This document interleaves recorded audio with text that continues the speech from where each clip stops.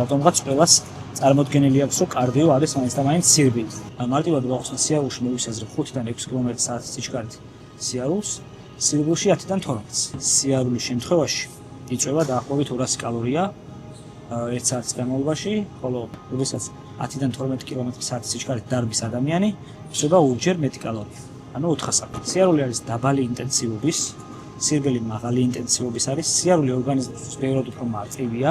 სიარულის დროს იწვევა ცხიმები და სირბილის დროს იწვევა კალორიები. პირდაპირ მნიშვნელობით. ცხიმის დაშლა ბევრად უფრო რთული და გრძელვადიანი პროცესია და ნახშირწყლის და ცილის დაშლა ბევრად უფრო მარტივი და სწრაფი. აქედან გამომდინარე სტრესის დროს ჭირდება უცებ ენერგია. ორგანიზმი პირდაპირ იწყებს ყველაზე მარტივის დაშლას, რომლებიც რა თქმა უნდა არის დაგროვილი და შენახული ნახშირწყლები, რადგანაც სიარული უფრო დაბალი ინტენსივობის არის, ენერგია ესეთი სიჩქარით ორგანიზმს არ ჭირდება და სჭირდება ნელ-ნელა რომ მიიღოს.